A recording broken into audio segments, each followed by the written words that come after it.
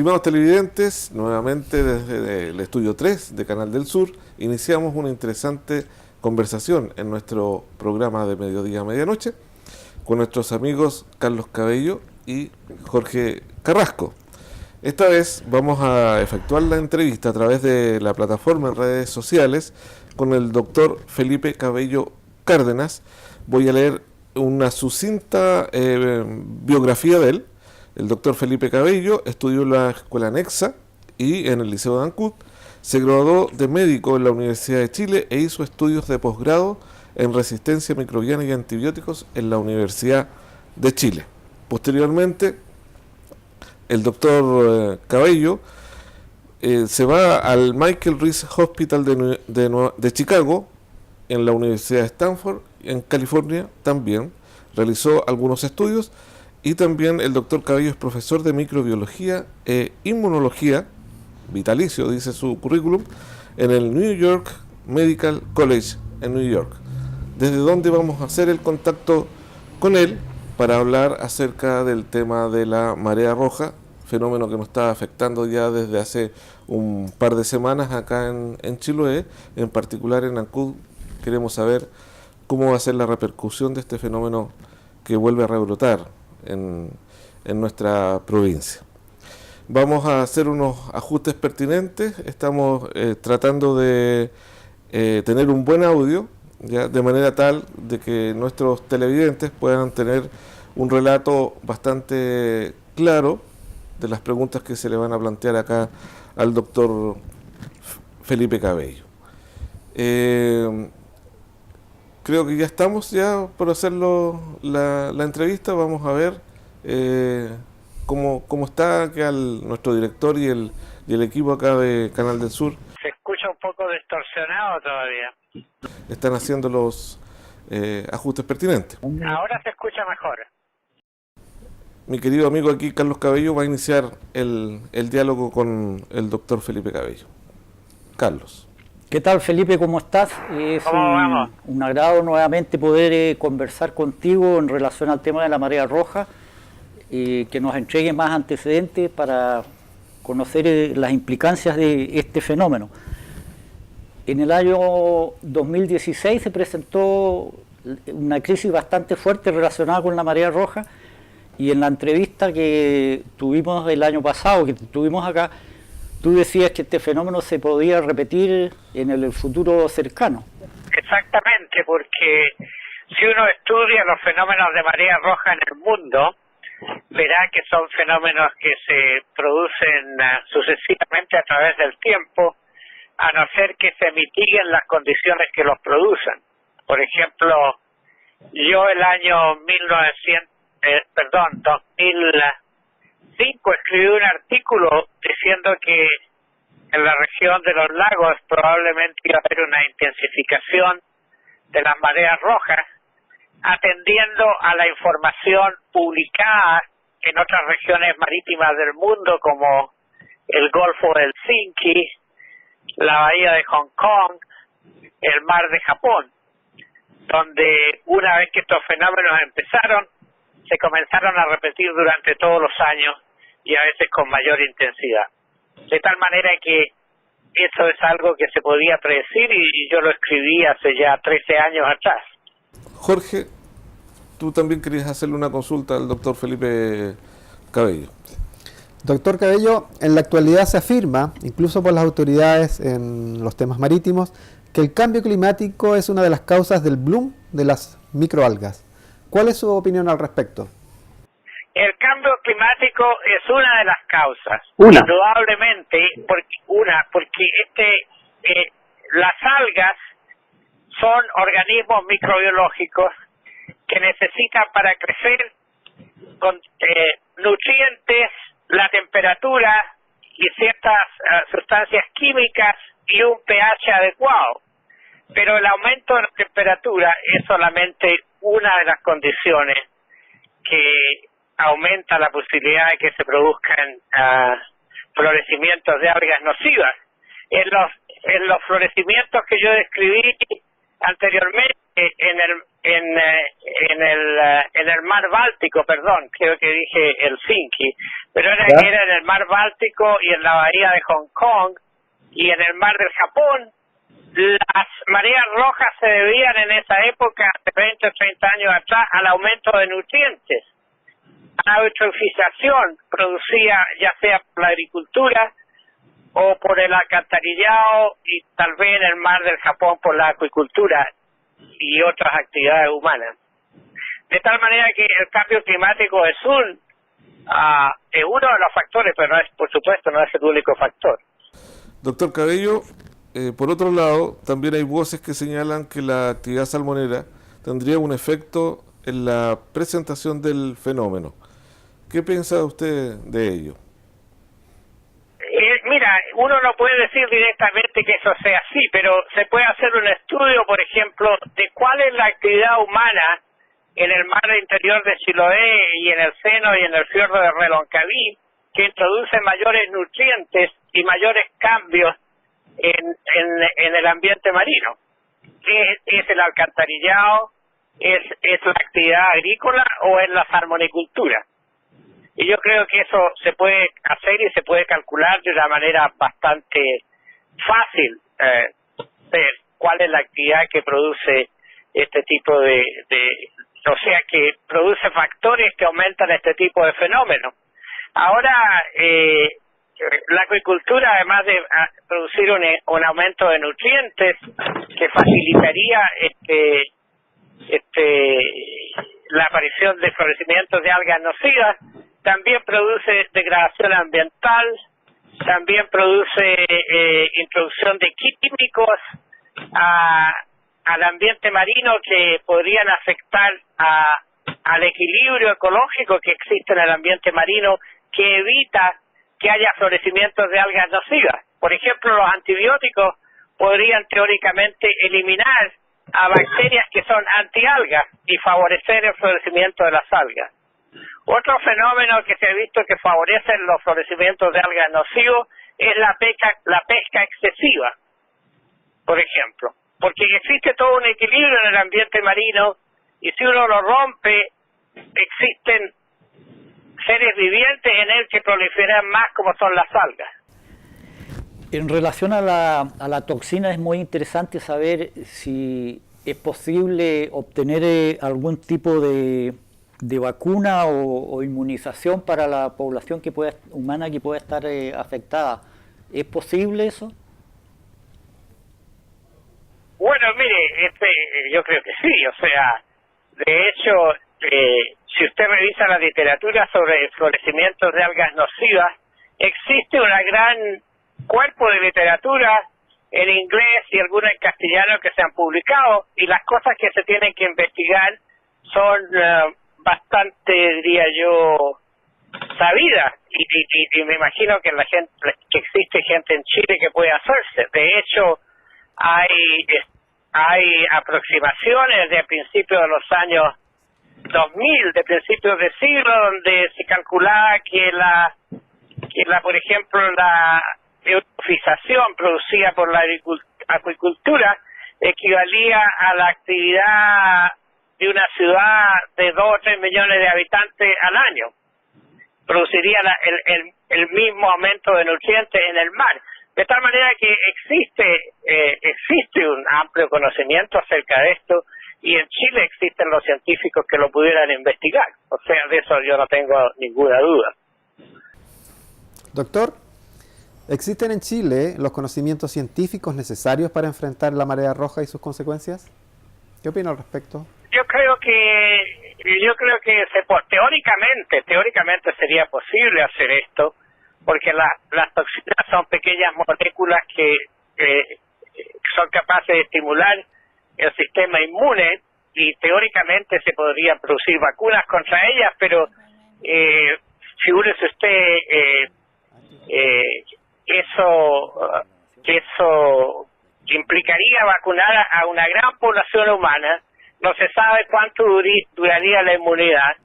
Usted podría vacunar a la población humana, pero no a los animales que se mueren por la toxina, como mamíferos en el mar, por ejemplo, peces, algunos peces, o como pasó en Chiloé hace 2 años atrás cuando se murieron las machas y las naranjuelas, de tal manera que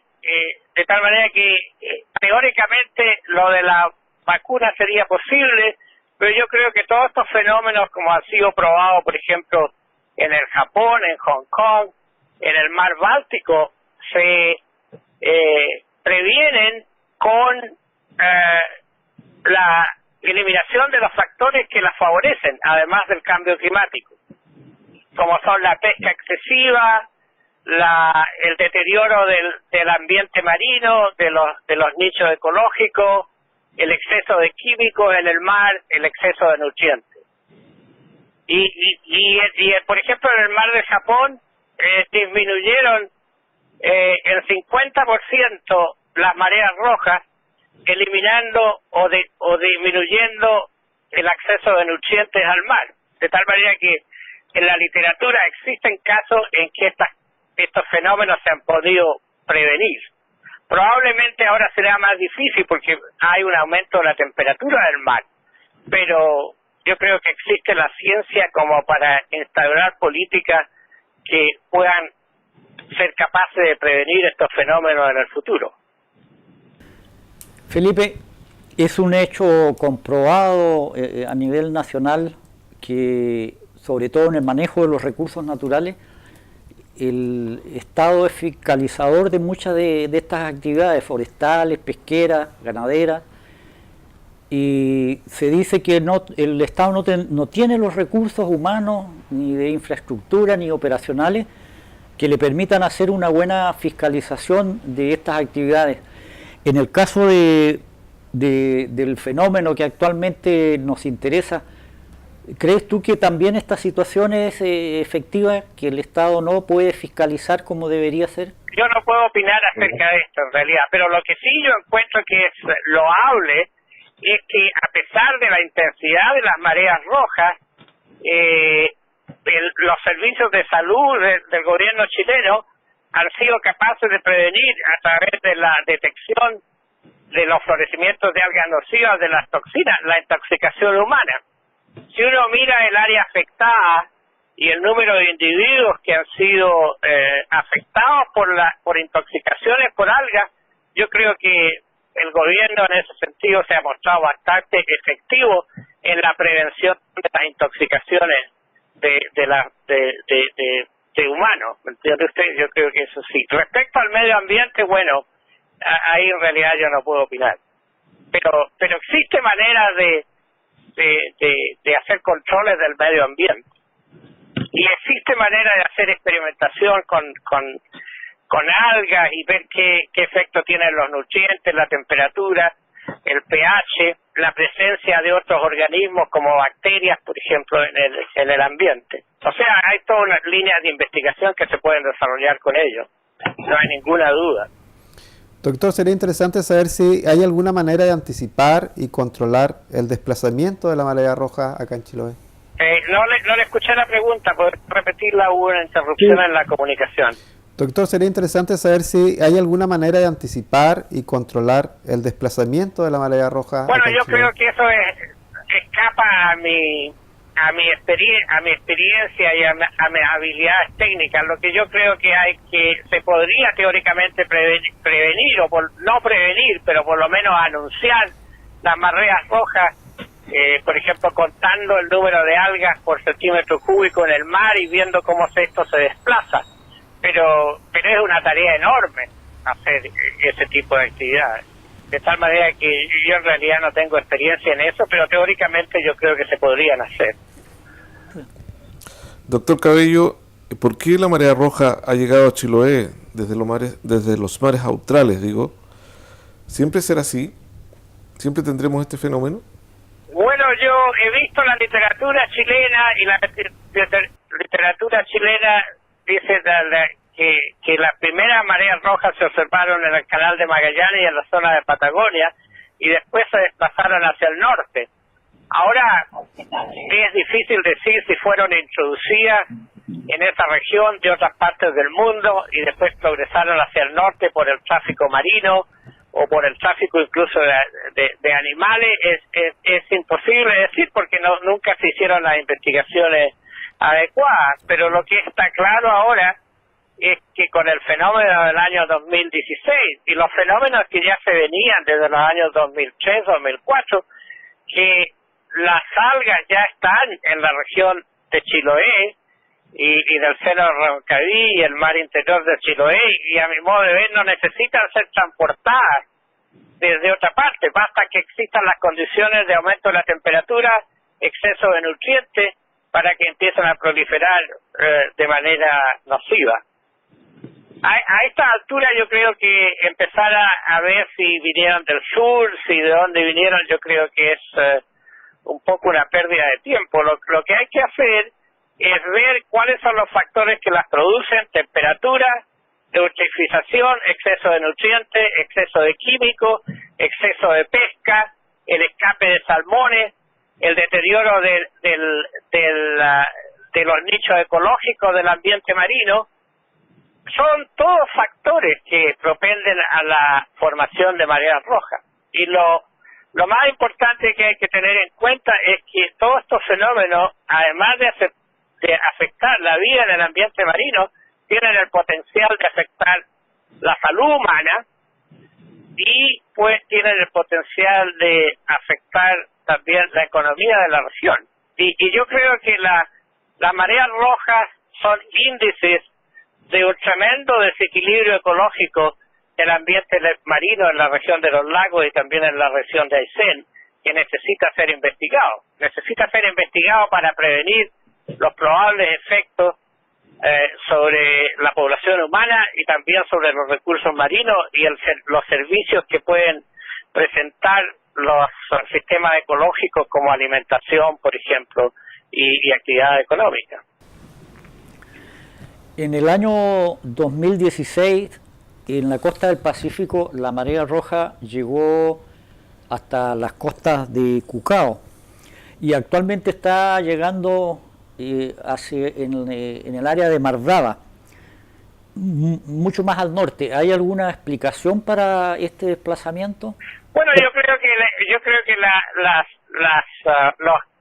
algas y los quistes de algas son arrastrados por el mar y pueden llegar a muchas regiones.